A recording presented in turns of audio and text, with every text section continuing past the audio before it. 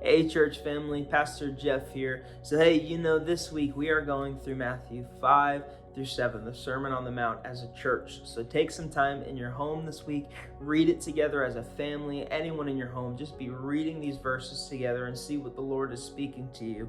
All the devotionals will be about these, and we're going to be bouncing all over the place within these 3 chapters. But I'm reading today Matthew 6, verses 25 through 34. And here's what Jesus says.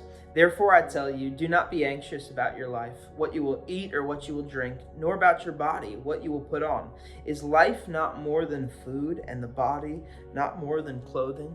And Jesus will begin to speak some examples. He talks about the birds of the air, that the birds aren't storing up all their food in farms, and the flowers of the field, the flowers don't collect dew. And I think that speaks to us today because we are in a place of catastrophe as a nation. And when catastrophe takes place, our tendency is to look inward. We think about what we can do for ourselves. What do I need? How am I going to get through? What about my immediate family? What about the people here in this house?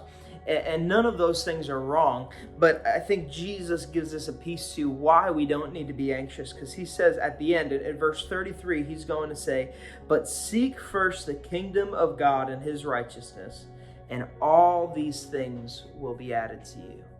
If you would just seek the kingdom first, everything that you need will be added. And here's what he's getting at. What is the kingdom of God marked by? The kingdom of God is marked by generosity. And think back to Jesus himself. Jesus comes as God himself into flesh. He gives up all that heaven had, and he gives it up so that we can be in relationship with him. All of his teachings, Jesus lived in a world that he was under oppressive Roman rule, and he knew what it looked like to have little. He knew what the poor looked like in the street. He was well aware of this, and in that climate, Jesus says, do not be anxious about tomorrow. Tomorrow will worry about itself, but the Lord is going to provide for you everything you need if you would just seek him and his generosity first. And here's what I'm getting at with this.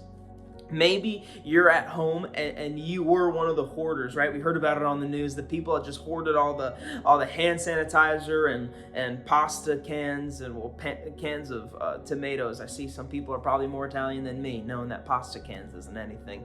But you're storing up all these things, and you know someone that's actually in need of a meal.